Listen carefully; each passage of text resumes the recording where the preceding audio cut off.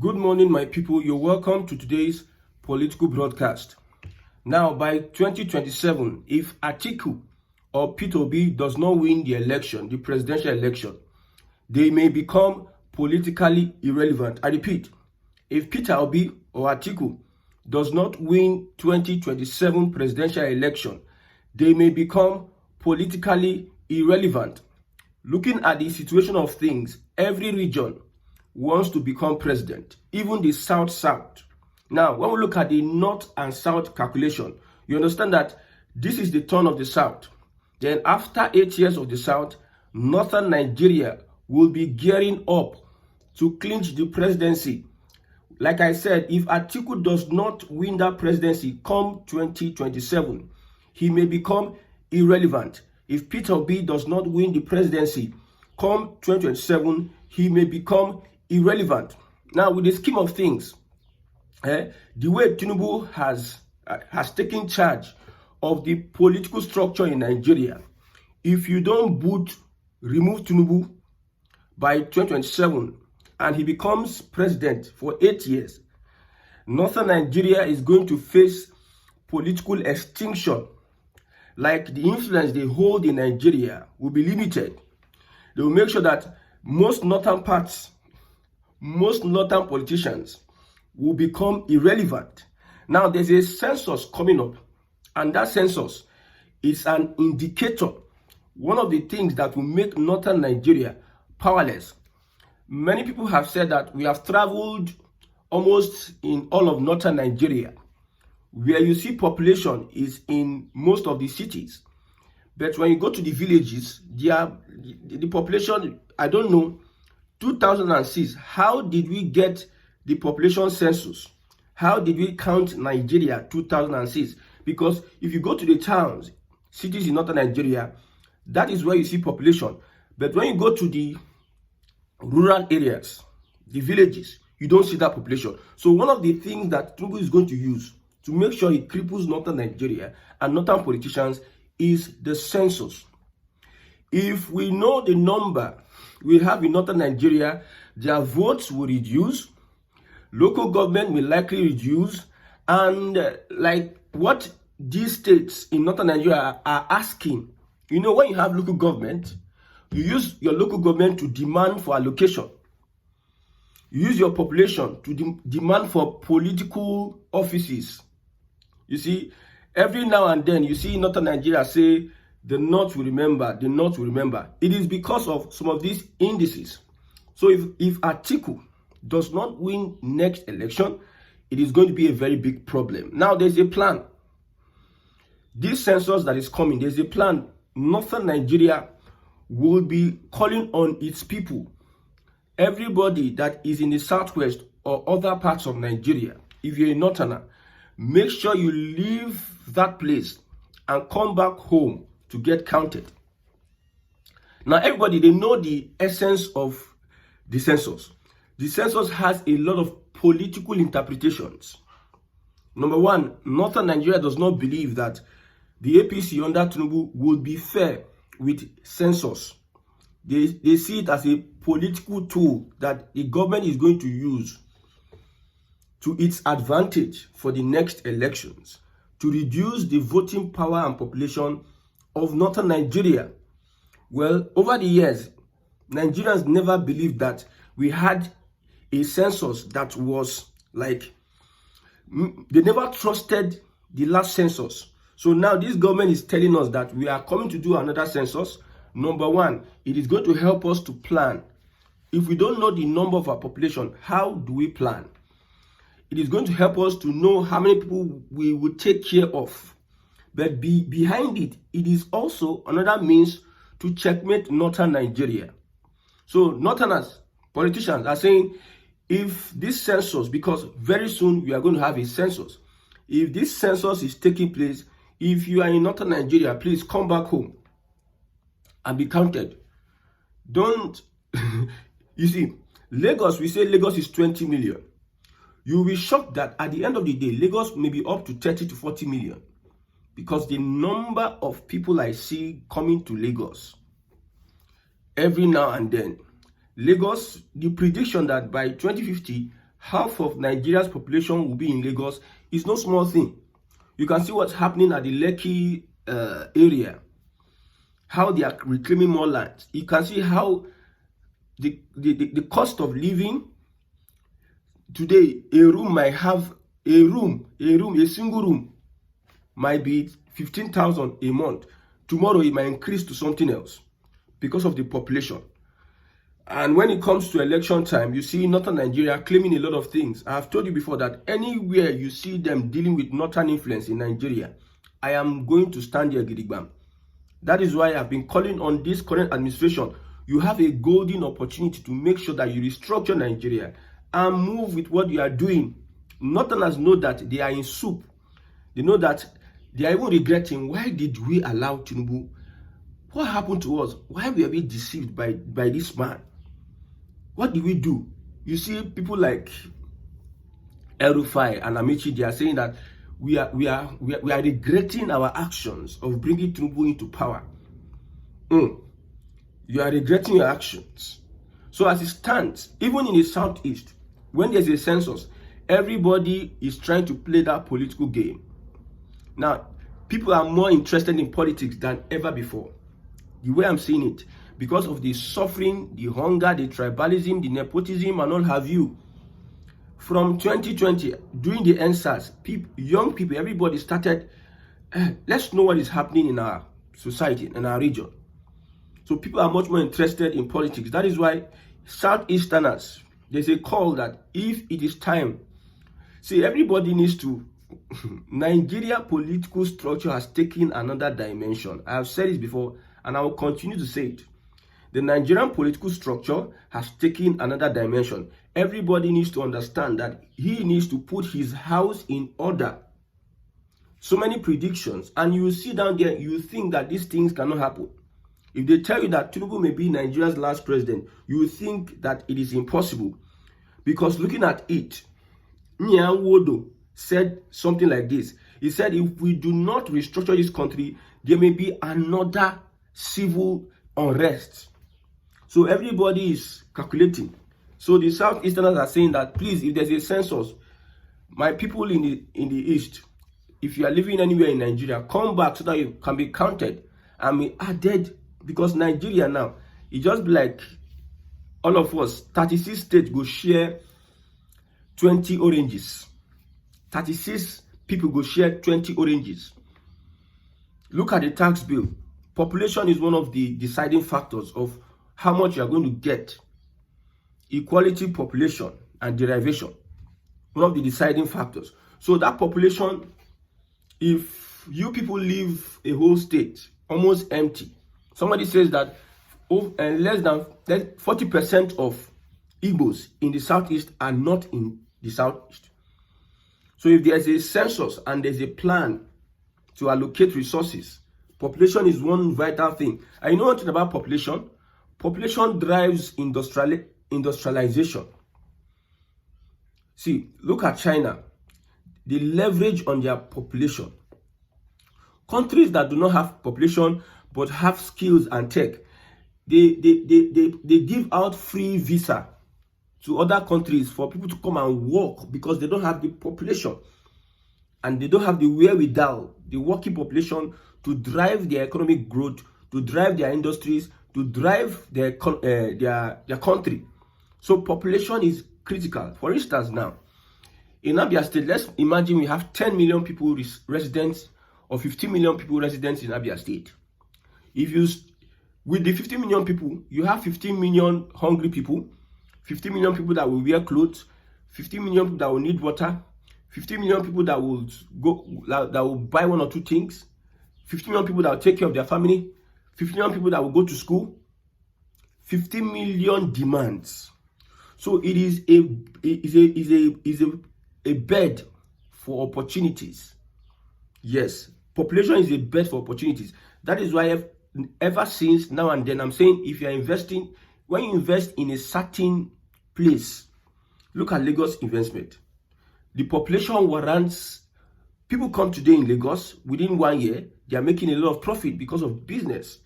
Now, what pushes business? It is the people. The people having a certain purchasing power, because Lagos investments are in Lagos. Lagos has oil. Lagos has roads. Lagos has industries. Lagos has so many things. Lagos is closer to the sea. Import and export activities are happening. Lagos is connected to all Nigeria. In fact, if you come to Nigeria, there's no person from any state that you might not see in Lagos. So with the population, if Lagos had less population, the growth will have not been in that aspect. You see, one of the challenges the government of the day in the southwest, especially Lagos, is having is how to contain your population. You just go, those days, 3-bedroom flat, you will see how big it is. But now, room and parlor self-contained of those days, they can use it for 2-bedroom flat because of the population. So this census is going to drive a lot of political decisions by regions. Like I said, northern Nigeria is asking for their people.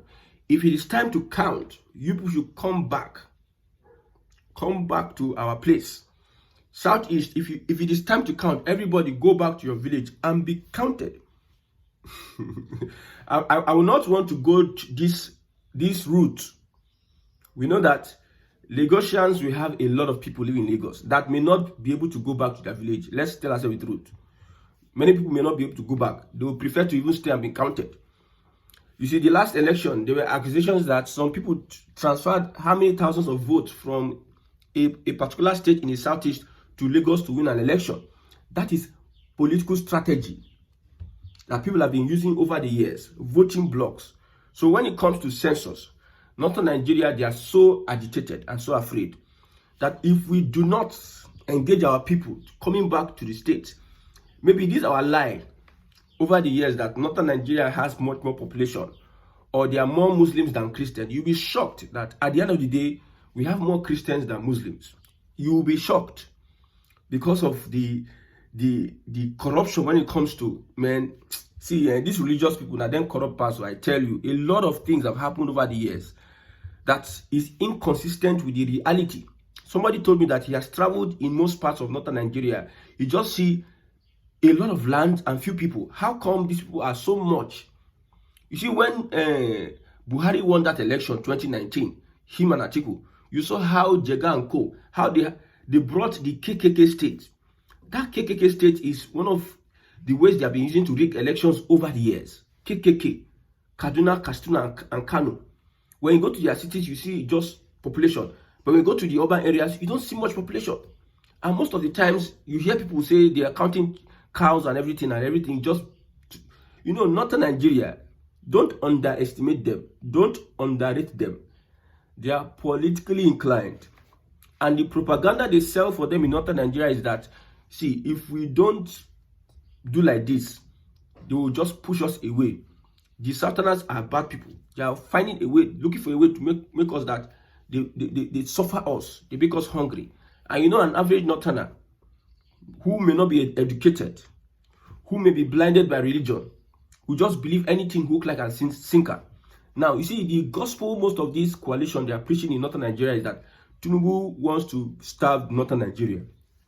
Tinubu is sacking everybody. They'll be punching. He's putting their brother, putting this one, putting this one. He removed Hausa people. He removed Northerners. He's putting this one. That's why there's hunger. That's why there's this and that. Propaganda left, right, center. Just because of politics. I have said it before, and I will say it again. That if you are sitting down here, you are thinking that Nigeria is going to get better. Take it from your mind. Just focus on you and your family. They are the ones that will get better.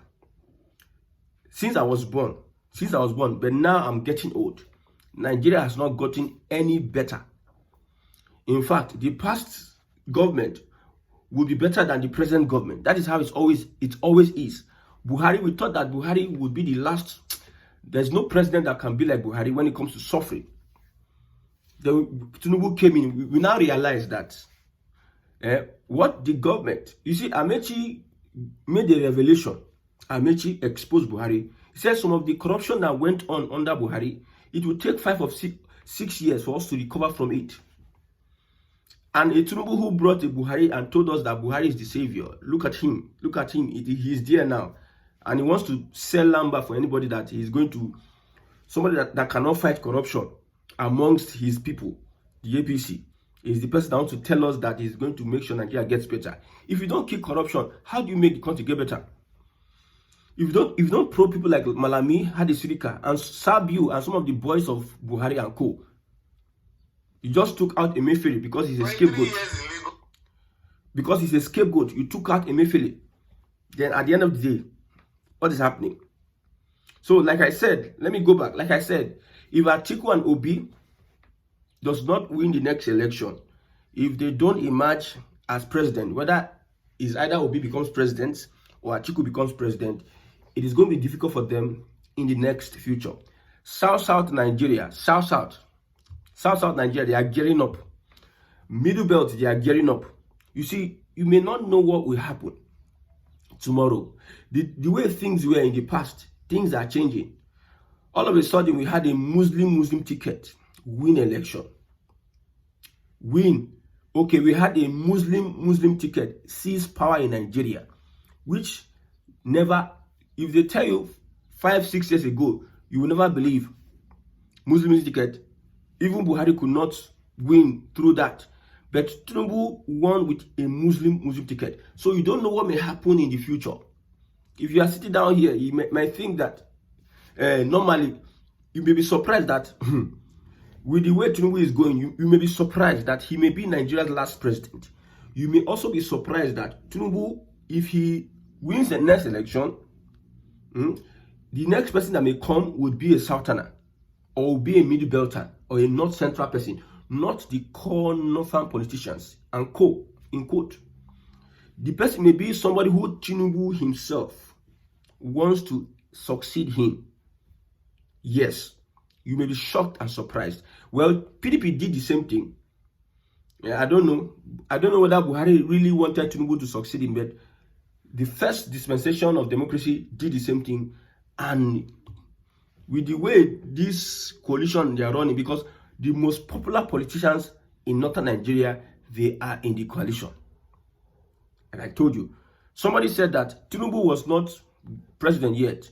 He performed what he performed in 2023, and he shocked everybody. Now that he has the political power, he is the commander-in-chief of the armed forces. He is the GCF, whatever. And he is somebody that knows very well how to use propaganda and political power. He is somebody that plays the long game. How did he become president? He gave way for Atiku. He gave way for Ribadu. He gave way for so many people. And waited for a time whereby he will be able to bully Jonathan, bully the PDP. He had to cooperate with Buhari. They bullied this man out of power. He waited for Buhari to do his woeful 4 years. He didn't say, maybe he told his boys, please let us not criticize this man. Let's leave him to run his package. Let's allow him do what he's doing, because after him, it is our turn. He went to Ogun State and said, Emilokon. Inside the Yoruba Emilokon, it is me, it is my turn. So he waited out. He knows how to play the long game. He waited for Buhari to finish, and he, from nowhere, he took it from Lawan and Amechi during the primaries. And that person who knows how to play the long game and knows how to use propaganda and knows how to use political power, he is now the commander-in-chief of the armed forces. And you are seated there telling us cock and bull stories. You see, I began to listen to Machiavelli and not Socrates. You see, power is taken. Power, even in heaven. The Bible says, the kingdom of heaven suffereth violence. And who takes it by force? It is the violent. Now, when it comes to power, what you use power to do at the end of the day is a different thing. But when it comes to power, you must apply every measure of seriousness and ruggedity to take over power. Look at what P2B did during the last election. You were favored to win the election. In fact, many people said you won the election, which we can confirm. But when it's time to fight for your right, you took a path whereby you said, let's go to court. You have been a governor, a politician for a very long time, And you won't tell us that you don't understand the way courts operate in Nigeria.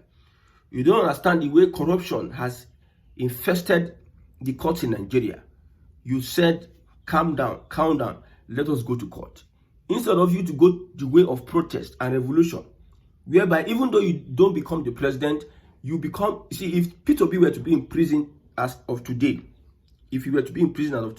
my brother, he will be the next thing to slice bread.